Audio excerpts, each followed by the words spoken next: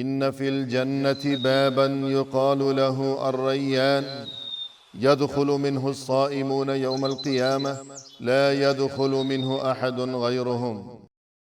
الحمد لله رب العالمين، والصلاة والسلام على سيد المرسلين وخاتم النبيين سيدنا وحبيبنا محمد وعلى آله وصحبه أجمعين و من تبعهم بإحسان إلى يوم الدین. با سلام و درود خدمت شما بینندگان عزیز. امروز با یک عنوان جدید وارد شدیم و قبل از اون حلول ماه مبارک رمضان رو به همه شما تبریک میگم. ماهی که از اول تا آخر اون خیر و برکت هست، ماهی که ماه بخشش هست، ماهی که ماه فرصت‌های بسیار بسیار پرارزش هست. در واقع میشه گفت که یک گنج پنهان هست که در دل خود گنجینه‌های بسیار فراوانی رو داره. ماهی که رحمت خداوند فرو می‌ریزد، اجر و ثواب عبادات چندین برابر می‌شود و فرصت بسیار عظیمی است برای همه انسان‌هایی که در طول عمرشون در این یک سالشون کوتاهی کردن یا در عمرشون کوتاهی کردن. فرصت هست و این غنیمت رو و این کنز و گنج پنهان رو هرگز از دست ندهیم. لحظه لحظه اون پر از خیر و برکت است. حلول این ماه رو به همه شما تبریک میگم. و اما اسمی که برای برنامه امروز انتخاب کردیم و اون هم روزه دروازه بهشت. روزه دروازه بهشت است. آیا بهشتی که همه ما و شما در انتظار اون هستیم و آرزوی اون رو در دل داریم و در دعاهایمون اون رو از خداوند طلب میکنیم و بهشت رو برای این میخوایم که به دیدار محبوب ترین و عزیزترینمون بریم، به دیدار خداوند. خداوندی که در دنیا با چشم دیده اون رو نمیبینیم، اما با بصیرتمون اون رو در همه خلائقش، صفات ایشون رو در همه مخلوقاتش مشاهده میکنیم. با بصیرتمون، با فکرمون، با عقلمون، با دلمون حضور خداوند رو لحظه لحظه در همه حوادثی که در اطراف ما رخ میدهد رو مشاهده میکنیم. در رزق و روزیمون، در سلامتیمون، در حوادثی که در اطراف ما رخ میدهد خداوند رو میبینیم. اما در بهشت به ملاقات خداوند میرویم و خداوند رو در بهشت ملاقات میکنیم و میبینیم. و همچنین برای دست یافتن به رضایت و رضوانی که خداوند در نظر گرفته است، چیزی که همه ما اون رو طلب میکنیم و از خداوند رضایتش رو میخوایم که از ما خوشنود باشد. ولی امروز داریم در مورد دروازه اون صحبت میکنیم، دری که از اون ورود به بهشت ممکن و میسور هست. بسیار جالب است که بدانیم این دروازه کدوم دروازه است. این دروازه کجا هست که ما به راحتی وارد اون میشویم و خداوند عالم رو در اونجا زیارت میکنیم، در اونجا ملاقات میکنیم و همچنین در بهشت به بالاترین مقامات، به بهترین نعمتها و از همه اونها مهمتر خوشنودی خداوند میرسیم. خداوند از سر لطف و رحمتش درهای زیادی رو در اختیار ما گذاشته، راههای مختلفی رو در پیش پای ما گذاشته است. ولی یکی از اون مهمترین اونها، از جمله عظیمترین و بزرگترین سبب برای دخول بهشت و وارد شدن به بهشت، روزه رمضان هست. و هر کسی که روزه رمضان رو بگیرد وارد بهشت می شود و این وعدی است که رسول الله علیه السلام به ما داده است. ببینید این حدیث بسیار زیبا چگونه توصیف می کند. در حدیثی جزو بزرگترین سبب از اسباب دخول بهشت رو همراه با ایمان به خداوند و نماز و روزه و نماز و زکات روزه رو مطرح فرموده است که حدیث چنین می‌فرماید که می‌فرماید یک اعرابی اومد نزد رسول الله علیه السلام و از پیامبر اکرم علیه السلام پرسید دلنی علی عمل اذا عملته دخلت الجنه. گفت که به پیامبر ای رسول خدا به من راهی رو نشون بده که اگه کاری رو بهم بگو که اگر اون کار رو انجام بدم وارد بهشت بشم.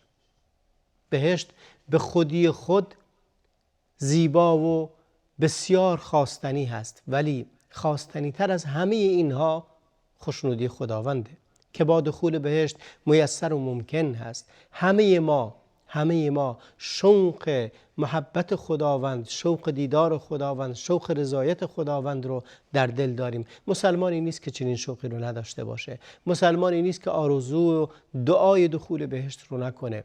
و و الان پیامبر در این حدیث به این شخص اعرابی بادیه نشین که اومده و سوال میکنه از پیامبر، خیلی کوتاه و مختصر میخواد به اون چیزی که لازم هست برسد. حوصله این که بشینه علم زیادی رو یاد بگیره یا بشینه کارهای عجیب و غریب انجام بده رو ندارد. میخواد مستقیم، همونطوری که اهل بادیه از عادتشون این بود، اهل فلسفه بافی و اهل نمیدونم صغرا و کبرا چیدن نبودند، مستقیم میخواد برسه به اون هدفی که خواهانش هست و در دلش تمنای اون رو میکنه. و پیامبرم میفرماید اینجوری در این حدیث این گونه میفرماید: تعبد الله لا تشرکوا به شیئا. اولا خداوند یکتا رو بپرستی و هیچ شریکی برای خدا قائل نشی در عبادت. همه عباداتت فقط خداوند و هر واسطه‌ای رو و هر چیز دیگری رو حذف کنی. بعد میفرماید: و تقیم الصلاة المکتوبه، نمازهایی که برات فرض، نمازهای فرضت رو بخونی. ببینید نمازهای فرض رو میفرماید، یک عبادت خداوند یگانه بدون اینکه شریکی برای ایشون قائل بشی. دو، اینکه نمازهای فرض رو به جا بیاری. سه، میفرماید و تؤدی الزکات المفروضه، زکات واجب رو هم ادا کنی. زکات مالت رو بدی اگه مال داری، اگه اموالی خداوند بهت داده، سهم فقرا و مساکین و ابن سبیل و فی سبیل الله و بقیه رو که به عنوان زکات هست، از این مالت که مقدار اندکی از مالت هست رو بپردازی. 2.5% از مالت رو لله به عنوان زکات واجب باید پرداخت کنی. ببینید چقدر اندکه. خداوند 100% به تو مال میده، تو 2.5% رو میدی در راه خداوند. و این رو خوب بدونید، وقتی که زکاتی رو هم میدید، شما دقیقاً این زکات رو در دست خداوند میگذارید. در حدیثی از پیامبر اکرم علیه السلام میفرماید وقتی کسی که داره زکات رو میده، صدقه رو میده، انفاقی رو میکنه، در وقتی که در دست فقیر میگذاره، همانا این رو در دست فقیر نمیگذاره، بلکه این مال رو در دست راست خداوند قرار میدهد. یضعها فی یمینه، یعنی میگذاره در دست راست خداوند. مقصود از این هست که تو وقتی که داری صدقه میدی، اینو به خدا پرداخت میکنی، اینو به خداوند میدی. اگه در دست فقیر میذاری، به خاطر همین ام المؤمنین عایشه وقتی که صدقه میدادند، دینارهایی رو که پرداخت میکردند، دینارها رو معطر میکردند. دینار اون وقت دینار فلزی و نقره‌ای بود، این دینار رو معطر میکردند، میگفت که این به دست خداوند میرسه. این حسی که انسان داره در ظاهر و در عمل فیزیکی به دست یه آدم دیگه میرسه، ولی مهم این هست که تو با چه حسی اینو پرداخت میکنی، با چه تصوری این رو پرداخت میکنی. این زکات واجب که اندک مقداری از مال تو هست رو پرداخت کنی. و چهارمین فرمود تصوم رمضان. 4 تا اسباب رو بهش گفت که روزه از اسباب عظیمی است که انسان رو وارد بهشت میکنه و دروازه از دروازه های بهشت است. بعد پیامبر اکرم علیه السلام فرمود، اون مرده گفت که قال والذی نفسی بیده لا ازید علی هذا. اون مرد گفت که قسم به خدایی که جان من به دست اوست، بیشتر از این انجام نمیدم. ببینید گفت که خداوند ایمان دارم و عبادت یکتاپرستی خداوند میکنم، غیر خدا را نمیپرستم، نمازهای واجب رو میخونم، زکات مالم رو میدم، روزه رمضان. نه بحث سنت درش هست، نه بحث اضافه درش هست، نه بحث قیام اللیل درش هست، همه اینا خوبه. ولی اگر انسان به درستی اینها رو انجام بده و مهمترین اونها روزه ماه مبارک رمضان، اینجاست که پیامبر اکرم علیه السلام فرمود فلما ولا قال النبی صلی الله علیه وسلم، بعد اینکه اون مرده رفت، پیامبر فرمود من سره ان ينظر الى رجل من اهل الجنه فلينظر الى هذا. گفت که کسی اگر دوست داره که به یک انسانی از اهل بهشت نگاه کنه، به این آقا نگاه کنه، به این مرد نگاه کنه. این از کسانی است که اهل بهشتن. در همین دنیا پیامبر اکرم علیه السلام به این آدمی که گفت قسم خود به خداوند که از این بیشتر انجام نمیده، ایمان به خدا، نماز واجب، زکات واجب و روزه رمضان، اگه ما به درستی اینها رو انجام بدیم، وارد یکی از بابهای عظیم خداوند شدیم که ما را از اونجا وارد بهشت میکنه. یکی از دروازه های ورودی بهشت روزه رمضان هست و از اسباب عظیم اون هست. این رو خیلی مهم بگیرید. من پیامم به اونایی است که ای کسانی که مشتاق دیدار خداوندید، ای کسانی که مشتاق دخول بهشت هستید، روزه رمضان دروازه بزرگی از دروازه های بهشت هست که فقط روزه‌داران از اون وارد میشن و این رو هرگز نادیده نگیرید و به درستی به اون توجه کنید. من میخوام یک حدیث دیگری رو براتون بخونم که میفرماید در بهشت دروازه‌ای هست مخصوص روزه‌داران، اسم اون دروازه ریان هست. ریان هست. در حدیث پیامبر اکرم علیه السلام این رو اشاره می‌فرماید. قبل از اون میخوام بگم معنی ریان یعنی چی؟ دروازه از دروازه بهشت اسمش ریانه. ری یعنی سیراب شدن، ریان یعنی سیراب کردن. روزدار تشنه هست، تشنگی رو میکشه، گرسنگی رو میکشه، ولی خب تشنگی سخت‌تر از گرسنگی هست، مخصوصا اینکه روزه رو در تابستان‌های گرم، در روزهای طولانی تابستان که بسیار هم گرم هست، در اونها روزه بگیره. چه اجر ثواب عظیمی داره و خداوند به مناسبت این تلاش و این مشقتی که یک روزه‌دار میکشه اسم اون دروازه رو گذاشته از ریان و این دلیل بر مهم بودن، عظمت و اهمیت موضوع هست. کم نگیرید این موضوع رو، واقعا روزه هاتون رو به درستی در این ماه مبارک رمضان بگیرید که حتما دروازه ورودی به بهشت خداوند، بهشتی که عرضها السماوات والارض، میفرماید عرض اون به اندازه عرض آسمان ها و زمین است، به پهنایی آسمان ها و زمین. شما میدونید آسمان ها چقدر پهناییشون چقدر هست؟ چند طبقه هست این آسمان، چند لایه هست و عرض اون چقدره؟ هنوز علم بشری به اونجا نرسیده. هر روزی چیز جدیدی کشف میشه. میگن بعضی از این ستاره‌هایی رو که شما در آسمان میبینید، من و شما در آسمان میبینیم، سالهای سال قبل بوده و خاموش شده و الان نورش به ما میرسه. یعنی از اون وقت تا حالا داره حرکت کرده تا الان نورش به ما رسیده و خاموش هم شده. یعنی اینقدر پهناور که ذهن انسان نمیتونه اون رو تصور کنه. علم انسان هنوز به انتهای اون نرسیده. ببینید این بهشتی است که خداوند مهیا کرده است برای انسان‌های روزه‌دار و دستور داد وسارعوا الی مغفرة من ربکم و جنة عرضها السماوات والارض. سرعت بگیرید، شتاب کنید برای دست یافتن به مغفرت خداوند، به بخشش خداوند و دست یافتن به بهشت. عرضها السماوات والارض سارعوا الی مغفرة من ربکم و جنة عرضها السماوات والارض اعدت للمتقین.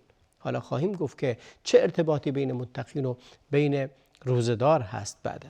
خب برمیگردیم به این حدیث که پیامبر اکرم علیه السلام فرمودن و دلیل بر عظمت و مکانت و بزرگی و مؤثر بودن روزه ماه مبارک رمضان هست که حدیثی که از پیامبر اکرم روایت شده است، فرمود این فی الجنة بابا یقال له الریان.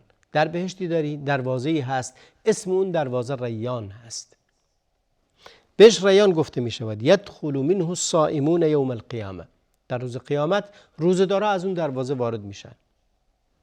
تمام کسانی که روزه دارن از اون دروازه وارد بهشت میشوند. لا يدخل منه احد غیرهم. هیچ کس غیر از روزه‌داران وارد نمیشن.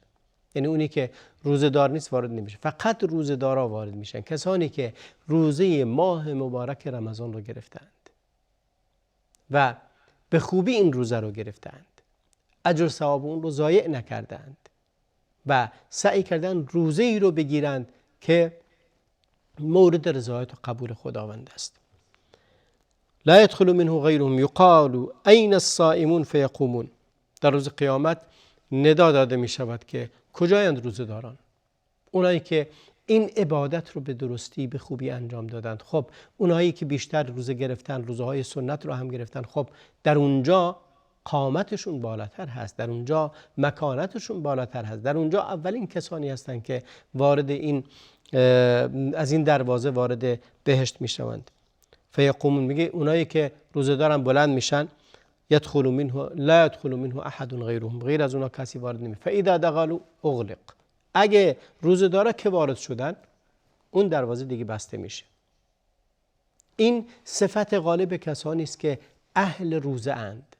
روزه رو دست کم نگیرید، مخصوصا روزه ماه مبارک رمضان رو که اگر یک روز از ماه مبارک رمضان رو روزه نگیرید، تمام عمرتون رو هم روزه بگیرید، از لحاظ فقهی یک روز قضای اون یک روزه، اما از لحاظ معنوی و ایمانی و اهمیت موضوع اگه کل عمرت رو هم روزه بگیری باز کافی نیست.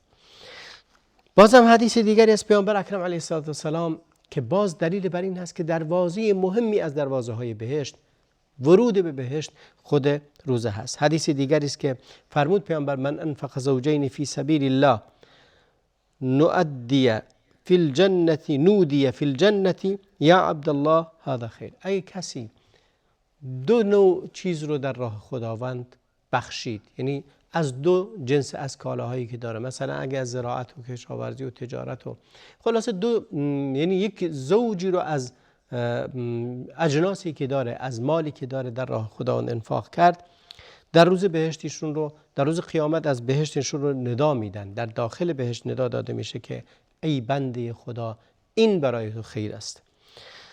فمن کان من اهل الصلاة دعی من باب الصلاة. ای کسی از اهل نماز بود، اون رو صدا میزنند که بیا از باب نماز وارد شو. یعنی کسی که اهل نماز، نمازش رو خوب خونده، الذین هم فی صلاتهم دائمون، اونهایی که همیشه در نمازند. همیشه در نماز بودن یعنی همیشه دلشون معلق به مساجدش، در دلشون حب نماز هست، تمایل به نماز هست، در دلشون یاد خداوند هست. و الا هیچ کسی نیست که دائما نماز بخونه به عنوان این فرائض فیزیکی که میخونیم، چون اینها 5 فرض بیشتر نیستن و نمازهای سنت هم مشخصن. بقیه زندگی انسان هم هست، خواب هست، خوراک هست، همه مسائل دیگه هست، ولی باز هم انسانهایی هستن در این دنیا که دلشون معلق به مسجده، دلشون معلق به نمازه و مرتبط به نمازن.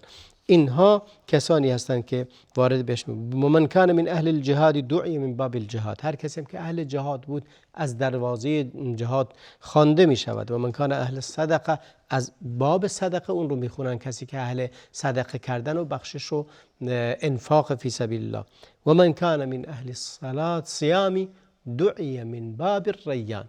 هر کسی هم که از اهل روزه هست از دروازه ریان اون رو میخونن، بهش میگن بیا از دروازه ریان وارد شو.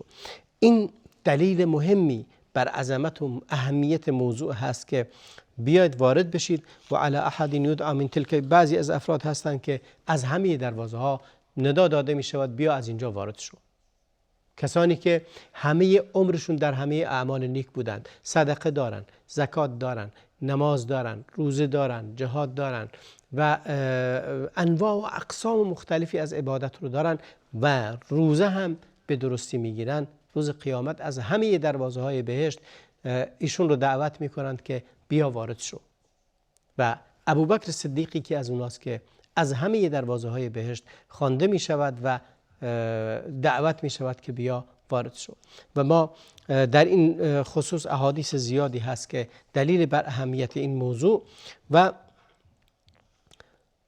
آیا در یکی از چیزایی که خود حضرت ابوبکر سوال کرد از پیامبر اکرم علیه السلام، گفت که یا رسول الله آیا کسی هست که از همه اون درها دعوت بشه که وارد بهشت بشه؟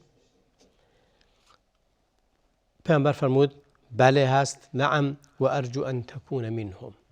بله هست و امید است که تو یکی از اونها باشی. به انتهای برنامه امروز رسیدیم.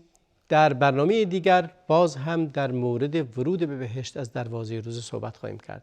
و آخر دعوانا ان الحمد لله رب العالمین و صلی الله و بارک علی نبینا محمد و علی آله و صحبه اجمعین.